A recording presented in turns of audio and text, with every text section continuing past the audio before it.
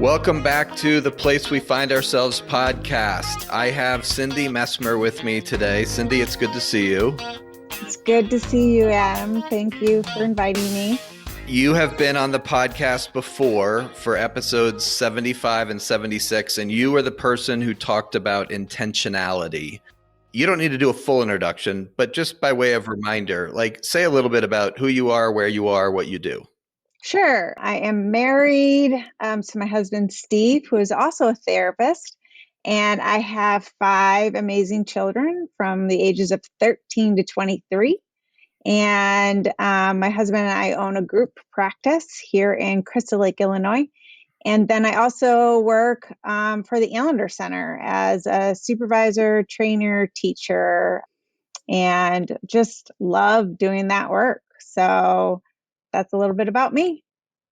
You have graciously agreed to read one of your stories this time, which we'll get to in a moment. But to begin with, let's just talk a bit about how you got interested in story in general and your story in particular. So how did you first get interested in this whole notion of story? What's interesting is when I first went away to college, I actually went in with the intention of having a degree in journalism. What my heart's desire was to actually listen to other people's stories and write about them. Ironically enough, I started taking more and more psych classes that were new to me and learning about all this amazing stuff about why we do the things we do. And eventually my professor called me in his office and said, "Hey, I just want to let you know, you have way more psych classes than you actually have journalism classes.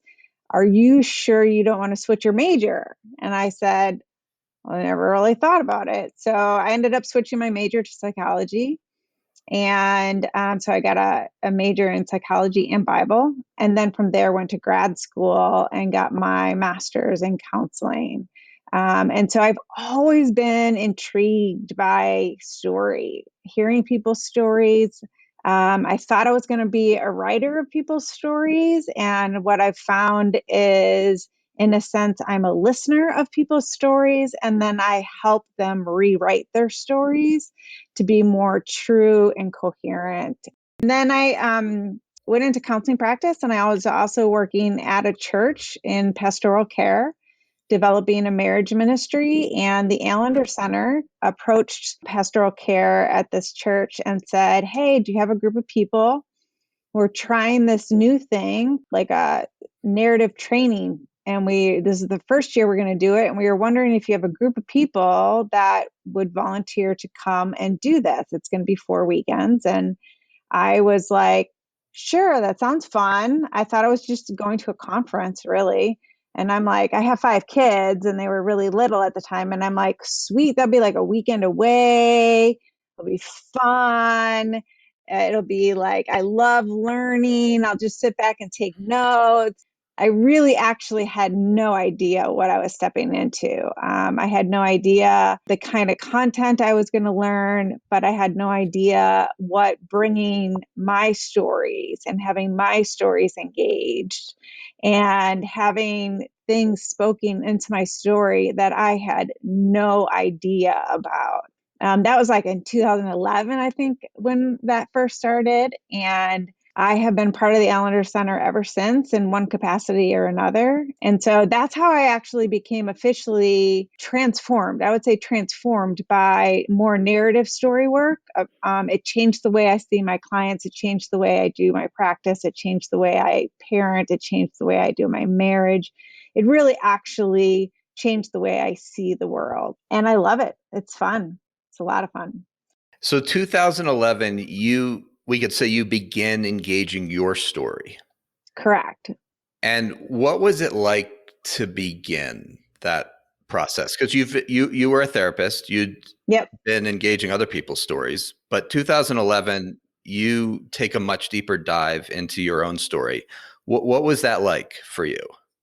It was hard, actually. I think what I would have said before I started actually engaging story the way we engage story at the Allen Center, the way, you engage story. I think I probably would have said I had a very uneventful childhood, uneventful life. I had a great family. We were really close. There was no issues. I didn't have any abuse. I didn't have any like major issues.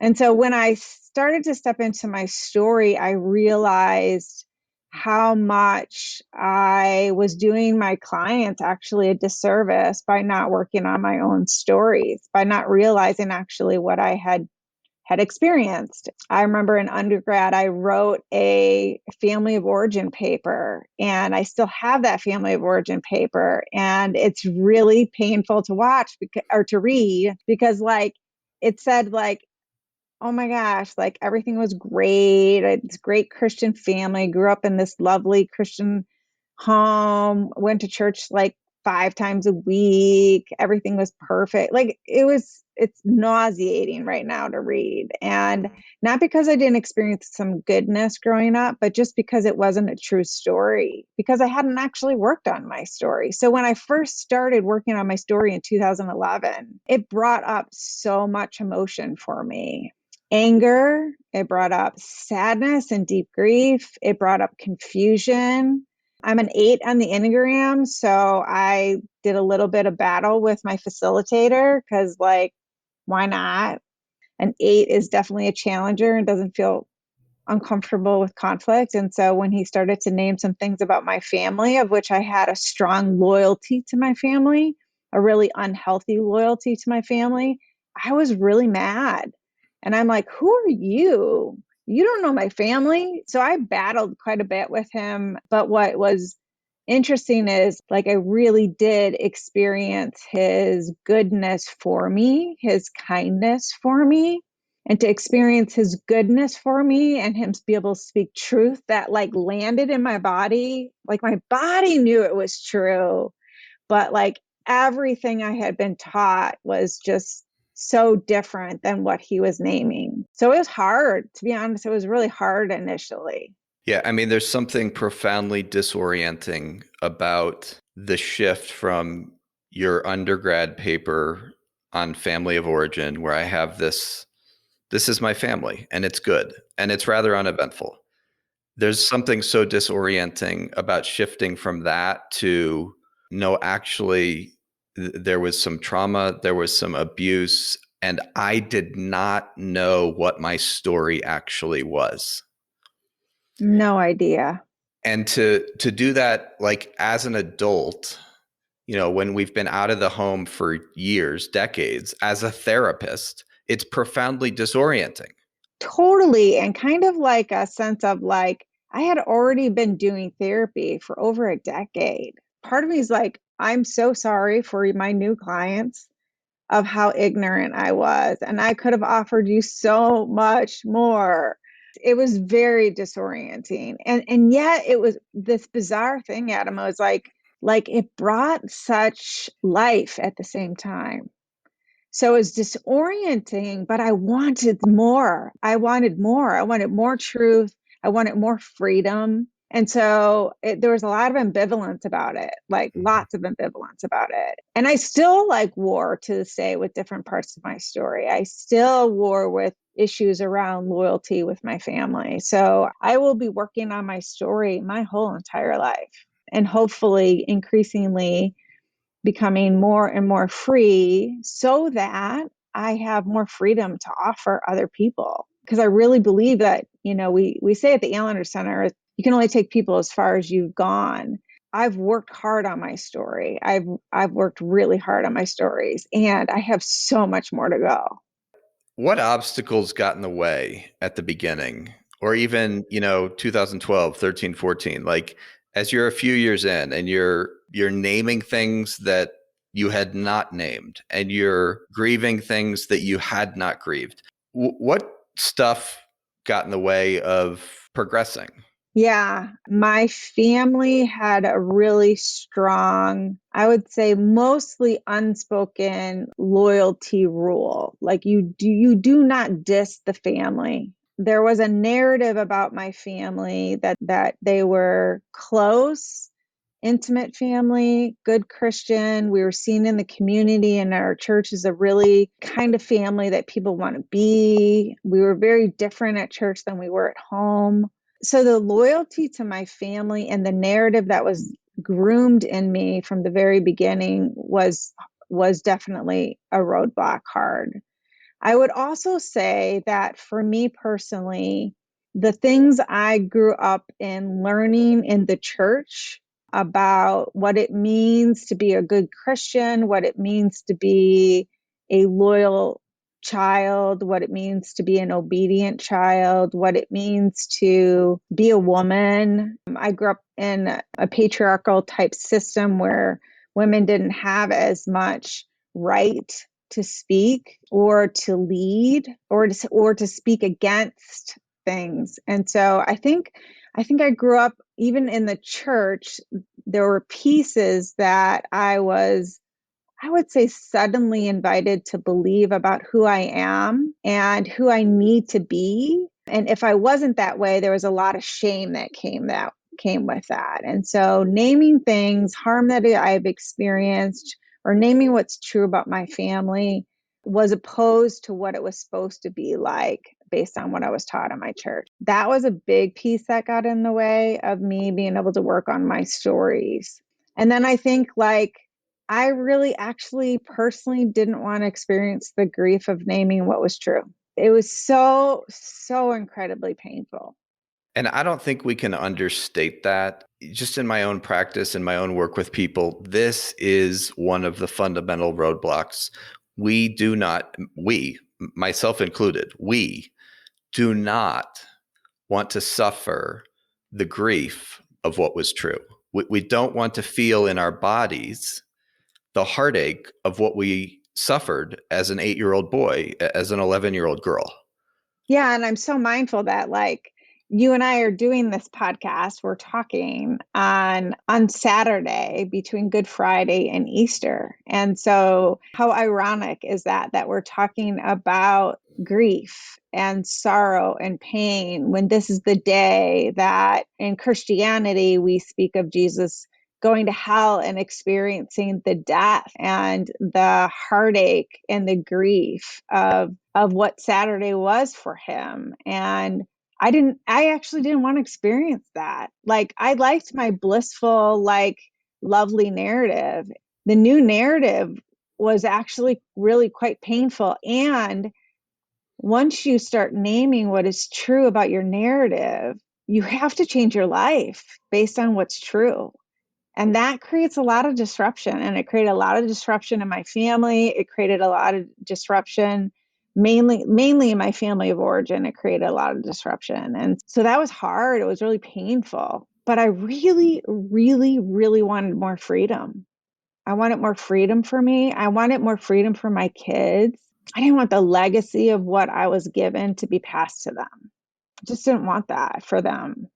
And that desire, both for your own freedom, for the freedom of your children, it drove you through the hell of Saturday. Yeah. It propelled you to continue to feel feelings that you hadn't felt for years, and to grieve and to be honest with what was true for you as a girl growing up in this particular family. And I would say, sometimes, when we talk about Saturday, it's not like I experience grief for an hour and then I feel great. Sometimes Saturday lasts a long ass time. And I'm aware that some people linger in Saturday all the time.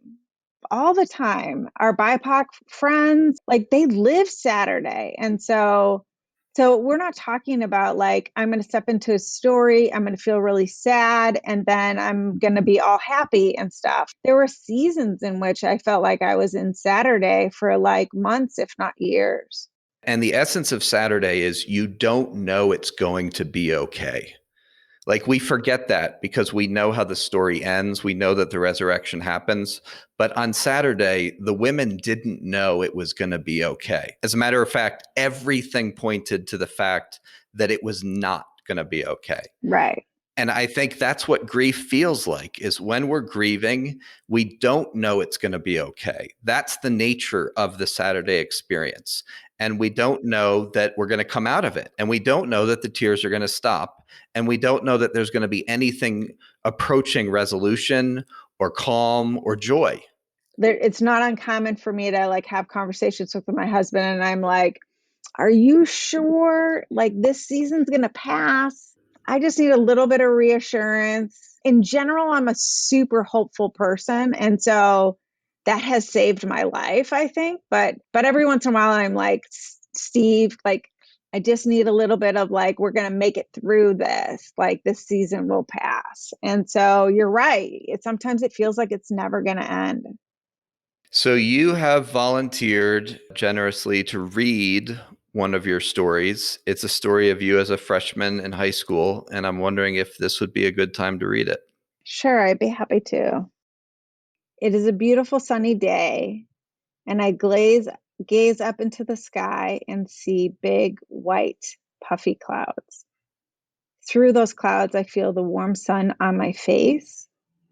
I have an overall feeling of being light and carefree as I walk along the path at the forest preserve, hand in hand with my boyfriend of 7 months.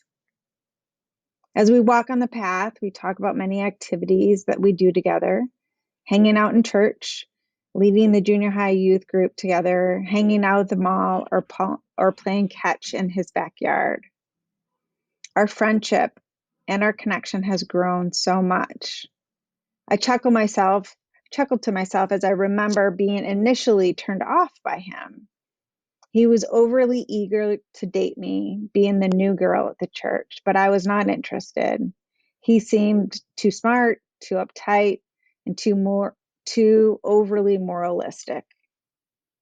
For years, he pursued me, and in my freshman year of high school, I finally relented.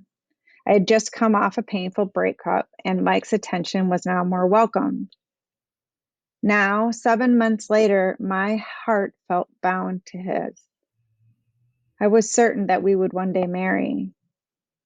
I allowed my heart to love him.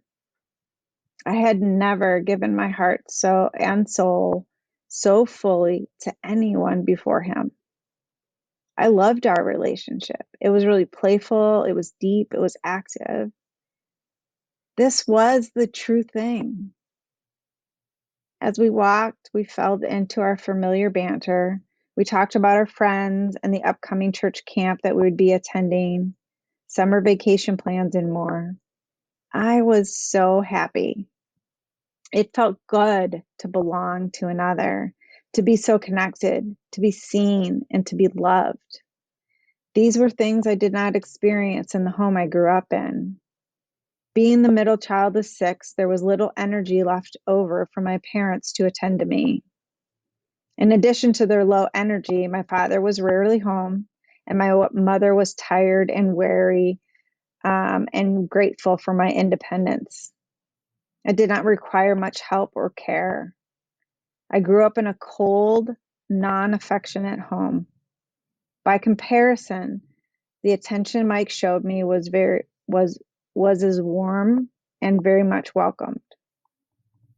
As we walked, I noticed that Mike seemed distracted, like he was looking around and searching for something. I curiously asked him what he was looking for, and he said nothing, but I noticed that he continued to be preoccupied. Eventually, we stopped walking, and he leaned in and he kissed me gently on the lips. I loved kissing. The closeness, the warmth were intoxicating. I could feel tingling all over my body. He kissed me again, and started to back us up into the wooded section off the trail. Let's go over, let's go under that tree over there, Mike suggested. Okay, I said in an upbeat manner. He led me to a large oak tree with big branches and large leaves. We were alone and hidden from the main trail. He leaned up against the tree and pulled me close. I felt giddy. He held my face and kissed me gently. He lowered one of his hands from my face, and I felt his hand hold mine. I felt alive. He then slowly led my hand to the top of his shorts. He continued to guide my hand inside his shorts and inside his underwear, and then he placed my hand around his penis. I felt my heart racing. I'm scared. I'm feeling confused and curious. It feels moist and soft, and then it grew. What the hell? What is happening? Is it supposed to do that? I don't even know. I'm so confused and ashamed. I feel confused and all my thoughts are foggy. I feel so ill prepared for this moment. I'm aware of feeling totally embarrassed about my lack of knowledge that I have. His response, is it normal? My hand was frozen. I didn't know what to do. I felt hot. I could feel my face getting flush. I noticed his breathing changed. He closed his eyes and moaned. I had never seen him like this before. I did not like the look that I saw on his face. He looked like a different person. I stood there frozen for what seemed to be an eternity. He then pulled my hand out of his pants. He said nothing. I said nothing. He did not look at me. He held my other hand, and we walked back to the trail. Neither of us spoke. I remember holding my hand very still, the one that held his penis. It felt dirty. Walking along the path, we passed people, and I was certain that they know what I did. I was certain that they could see it in my face. I tried desperately to act normal, but I didn't feel normal. The sky seemed gray now, and the puffy white clouds gone. I felt different, but I didn't like this feeling. Something important had changed. Something felt lost. Thank you, Cyndi, for your vulnerability in bringing this story in such a public way. Thank you. Can we go back through and talk about parts of it? Absolutely. This 14-year-old, freshman in high school, she starts the story talking about the clouds. Like, this is a girl who's very alive to the senses Mm-hmm. and very enamored with and intoxicated by this 7-month relationship with Mike. And you love being with him. And he's gentle. Like, he's tender with you. The way he's holding your hand. There's so much innocence in this girl. What's it like to think about that now?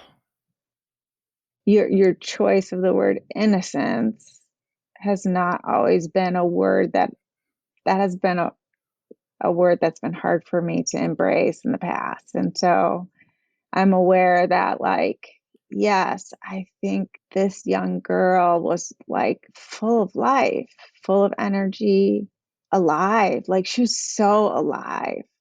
And so when you name innocence, I think that's true for sure on so many different levels.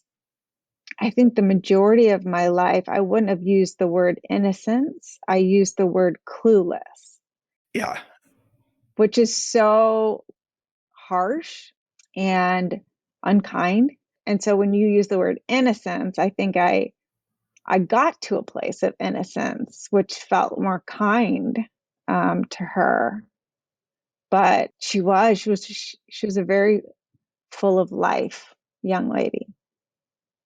And she was innocent. Like, she doesn't know what an erection is. No idea. No idea. Which is like, ugh, sad.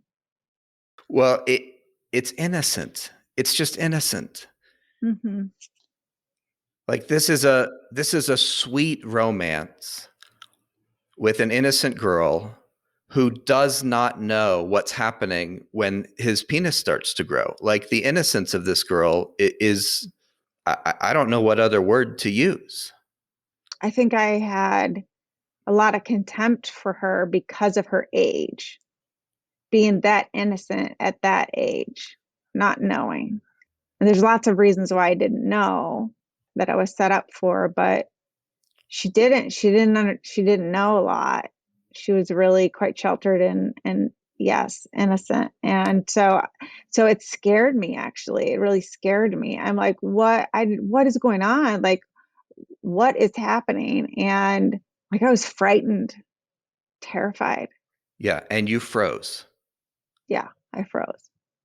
And we'll get to that in a minute, but I just want to stick with there's a beautiful combination of innocence and sensuality in this 14-year-old. Like she is so sensual. The kissing is, you feel it in your toes, like tingling all over you love kissing. Yeah, yes, very sensual. I would name that as true. I was a very sensual young girl, and not like promiscuous, like just sensual. Like I took in everything. And in the 7 months, I loved when we would kiss. I loved when he held my hand. I loved when he put his hand on my face. Like I felt things I had never felt before in my entire life. Right. And there's something about that that is like the beauty and the wonder of adolescence. Hmm. But there's something else going on because the home in which you grew up in was so impoverished of relational connection. And you have a paragraph about that. I mean, you talked about it felt, I'm just going to read what you wrote. It felt good to belong to another, to be seen and loved. These were things I did not experience in the home I grew up in. And so there's something about Mike's tenderness, his touch, his connection with you, his attention and care and affection for you that I just think must have been intoxicating. There's no other word for it. Totally intoxicating. And for a girl that is so sensual, like hadn't had a whole lot of experiences of having to have to mute that part of her. So she just felt alive. And yes, in contrast to my home, like that just wasn't present. My mom wasn't a very affectionate person, and my dad was not kind. And my siblings were just kind of all on their own. And so there just wasn't a whole lot of warmth in my home. To have somebody see me, like he saw me so well. He saw me so well. He asked great questions. He was interested in me. You're right. He was so tender with me. And that's why I thought like, oh, this is what it's like to find the person you're going to marry. Right. And there's a sentence in there where you say, this is the true thing. True thing. And I think about like a freshman thinking that they're going to get married to the person they're dating. As an adult, I'm like, okay. But if you come from an impoverished home, then when you get just a little bit of like affection and touch and care and concern, it feels like, especially growing up in the church, I'm like, okay, I found my husband, got him. Yeah. And so there's this, it's just like a crescendo of alive feelings and a sense of like coming home, like you're home with Mike, Yeah, it did. It felt like a real home. a real home. As I imagine this girl, in this forest preserve with Mike, like your heart is at rest. Your guard is down. Totally. Like I was upbeat. And then when I was like asking him, like, cause he was kind of acting kind of odd. When I asked him, like, what are you looking at? And he's like, nothing. I had no reason to question him. Like no reason to be suspicious, no reason not to trust. I was an incredibly trusting person. Yes. I trusted him wholly. Completely. And what's your posture towards that 14-year-old's trust in him? Today. Yeah. And I say today because like there were years I had a lot of contempt for her, a lot of contempt for her ignorance. And so I think her innocence and her trust today is beautiful.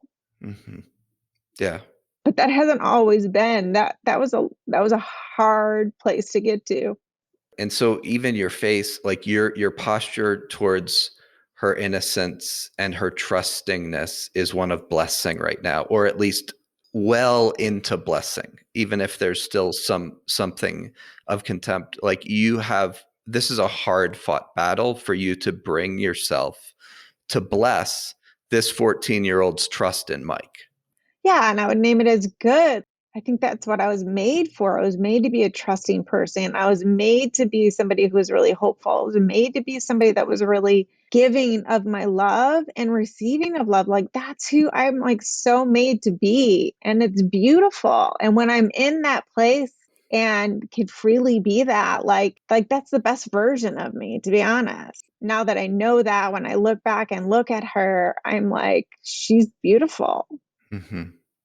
Yeah, and it's so sweet to hear you say that because she's being led to a secluded area intentionally by an older boy who knows what he's doing. Yeah. And when he gets you to a place where it is secluded enough, you write what happens next, which is he then slowly led my hand to the top of his shorts. He continued to guide my hand inside his shorts and inside his underwear, and then placed my hand around his penis. And your heart starts to race. You're scared, you're confused, and you're curious all at once. For sure. Which is confusing, right? Right.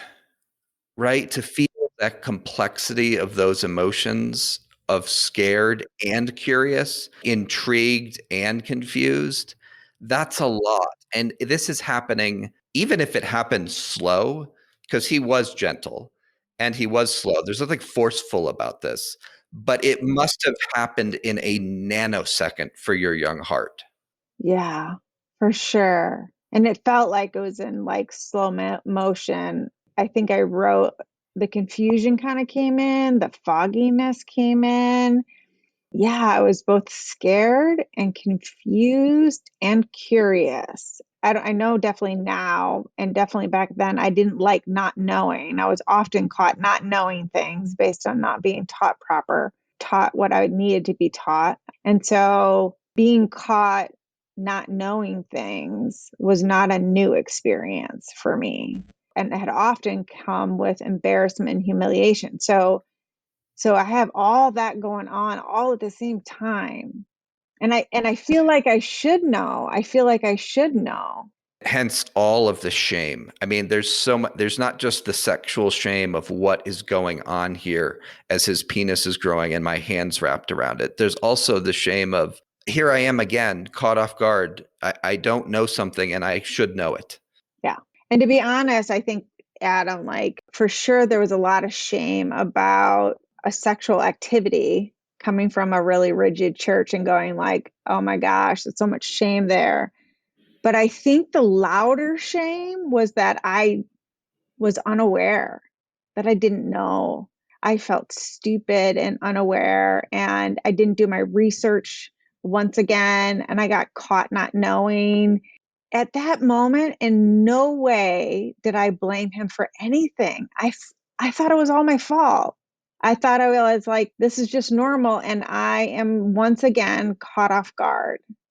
Once again, never to be a freshman and never been taught about anatomy, never been taught about sex, being pulled out of sex education, like never been taught anything. And so once again, I feel like trapped and responsible and stupid.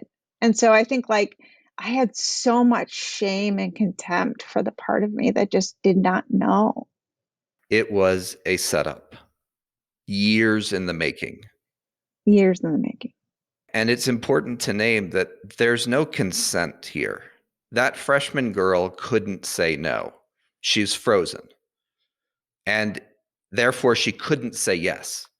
If you can't say no, you can't say yes. Therefore, you can't give consent. You're in a trauma response. And there's a reason why he didn't ask. Say more about that. So I had been dating him for 7 months and loved him, wanted to marry him. He knew me well. He knew my family well. He knew my religious upbringing well. Like he didn't ask because he knew I probably would have been like, I don't think we're supposed to do that. I feel uncomfortable about that. Like I would have engaged in a conversation with him. And eventually maybe we would have gotten to a place we would have been like more affectionate and more sexual, but he knew not to ask me.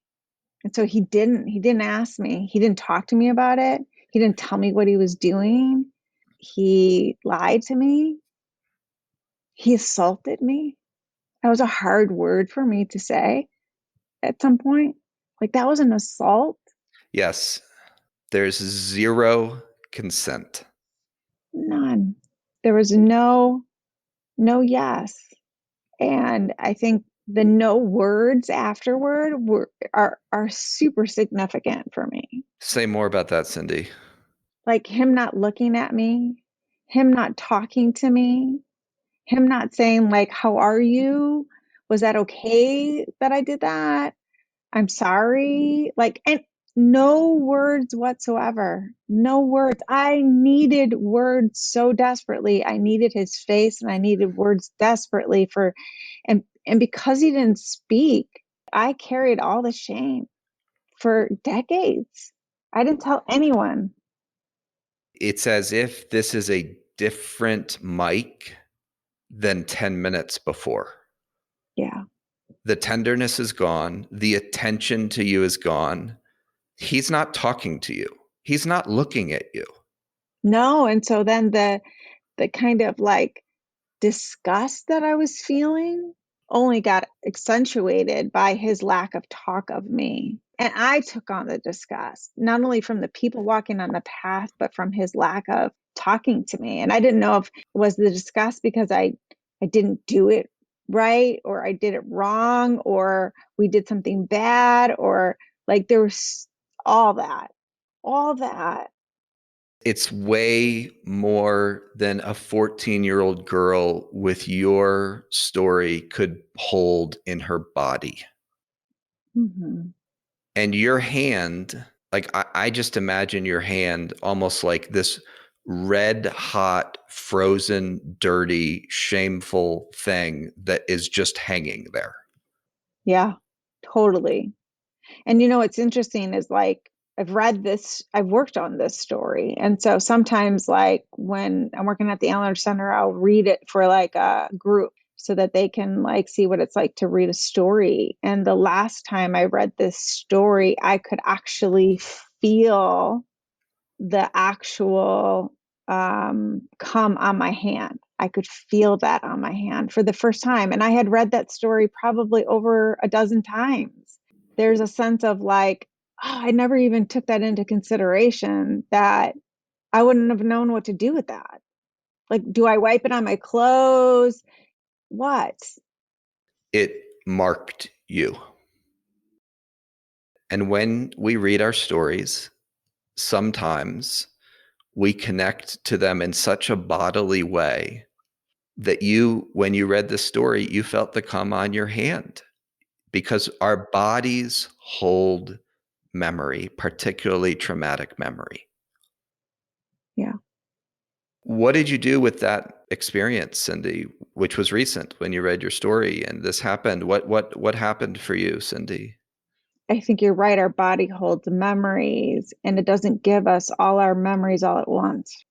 And so sometimes that can be really frustrating, right? I don't know about you, but I want to know everything and I want to know it now. So I don't like when I don't have pieces, but sometimes pieces come later and the body gives us information or helps us experience it in layers. And so I think that helped me understand more of how much he just used my body to masturbate him.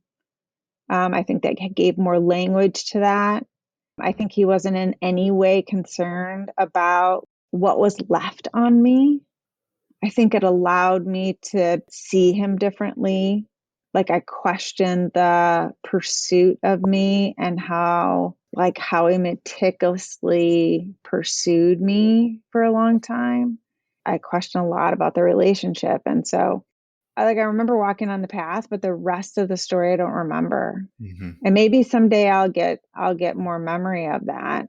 I know for sure I didn't talk to somebody until like 2011 when I brought that story to the Allender Center. Right, which is a really important sentence. You held all of this trauma Hmm. inside because there was no place for you to turn to process it. Right. No place to turn. I had so much shame. I would have not even, it wouldn't have even dawned on me to talk to a family member about it. Like that just was not how my family operated. Like we didn't talk about difficult things. My mom over spiritualizes things. And so we just wouldn't have talked about it. Like, and I had so much shame and I thought it was my fault. And I blamed myself. I think what I did was I just did whatever I could do to put that story like way high in a closet, like it didn't happen. And I didn't remember that story until I was in a group of other people telling stories. And a woman told a story that was really similar to that story. And then that story fell off the shelf in the closet into my lap. I'm super grateful for her courage in sharing her own story because it allowed me to actually be able to work through that because I really actually desperately needed to reclaim that girl's innocence and her playfulness and her aliveness. And I don't think I would have done that if I hadn't like addressed the contempt I had for her. Yes. Can you say some more about that, Cyndi? That's so well said. What I'm hearing you say is that until you addressed the contempt that you had for this 14-year-old, you could not bless her innocence, her playfulness, her sensuality, her beauty. Her beauty. I'm just so aware that we need other people that we need to be sharing stories with people like because that helps us remember our own stories, right? And so she told her story and it gave me enough courage to tell my own. And I was terrified because I was afraid actually the group was going to go like, we're stupid. You're like, you're a freshman in high school and you don't know that a penis gets erect. What? Like, that's what I was afraid of mostly, to be honest. I was actually afraid that they were going to name me as dumb. It allowed me to work through that story and actually change the narrative to be able to see what was true, to be able to name that it was an assault, to be able to name that I was set up, to name more clearly the home I came from was a setup for actually that type of experience. And in order for me to be able to bless the goodness in her, like I had to actually step into the contempt of her. And so that's where like a little bit of sparring came with my facilitator is like, he wanted to bless like her innocence. And I'm like, no, she's just clueless and stupid. And so then we had a little bit of a battle with that. But I began to listen to the other people as they spoke truth about who she was and what they saw in her. And what's important is this, like her ability to trust and her playfulness, her generosity, care, and of spirit, I think was muted for decades after that incident, for decades. And so to step into the contempt and start to understand better the narrative and to be able to bless her, what that allowed for was some of the beauty of her innocence and her playfulness and her generosity and her care to like be reclaimed Yes. as an adult. Yes. It took a while, right? Because it was on a high shelf, but like I feel like lots of parts of that girl are back now. Yes. And this is why you and I are so committed to this work, because it brings parts of us back to life. Yeah, it reclaims the stuff that was stolen from us, that were marred in us, that were like that are covered in shame and muted, and in a sense taken like who we're meant to be. Like I want that back. I want all that back. And so that's why I do this work. That's why I want to help others reclaim what's been stolen from them. The last sentence in your story is something was lost. Mhm. What was lost? I think it goes back to like I was a really good kid, like follow all the rules, kind of good kid. And so I thought I lost, like I thought I was marred. I thought I was forever now tainted. I became more leery to trust. I think I was really guarded with loving people well. What was lost was my carefreeness, and I became way more protective. And there's a really strong family curse of not trusting people, generational, like passed down from generation to generation. And when I mean curse, I mean like people are just not to be trusted. And so you need to like mute your love, mute your trust. Don't be all that hopeful. Like that is like a generational curse in my family. I can look back in the generations and see it passed down from generation to generation to generation. And I think I was a kid that was full of like trust, full of really hopefulness and playfulness and carefree. I was so carefree, like just playful. I loved to play, and I think this story hooked that curse. Say what you mean by hooked. I think this story set up for that family curse. Like it created an opening for that family curse to enter and say, see, you can't trust. You can't be that carefree. You need to be more careful. You need to be not so hopeful. You need to not love so much or trust other people's love. Like I think that created an opening for that curse to find its way in. I have been battling that curse my whole life. It is like a cancer in my family. It is like a cancer in my family. And I am determined to not only reclaim that for me, but I do not want my kids to experience that curse. And by engaging this 14-year-old, you are breaking a generational curse. I believe that to be so. My belief, my personal belief, is that when we do this kind of work and we break curses or we break ties or we break vows that we've made, I think we break them. Like, I think we operate in time going forward, but I think it actually breaks time both forward and backward. That what I break releases something for my mom, releases something for my siblings. Whether they're aware of it or not, I think it releases something. And so I don't want to pass it to my kids. And my hope is that it'll create some freedom for the rest of my family as well. It is such a worthwhile labor. It is. It's hard. It's really hard when you experience the freedom, when you experience the lightness that comes from like reclaiming things, then even though it's still scary, so even as I read my story to you today and have read it many times, I don't know that I've ever read a story, and I'm in my own story group and I'll always be in my own story group, but there's never a time in which I don't have anxiety in reading my story.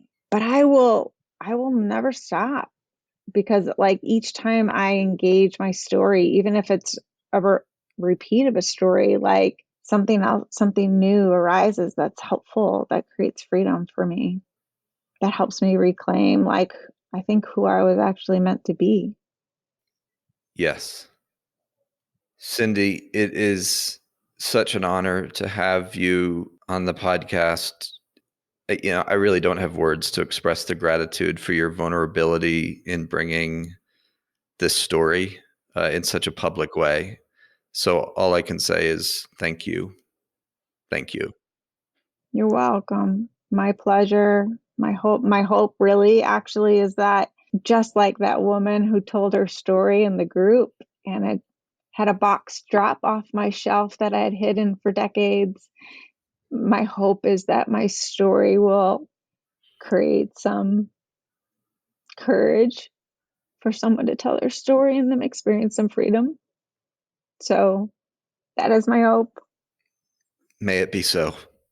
May it be so. Thank you for listening. If you want to get in touch with Cyndi, her website is artoflivingcounseling.com. That's artoflivingcounseling.com. Cyndi runs story groups as well as story group trainings where you learn how to engage stories in a small group context.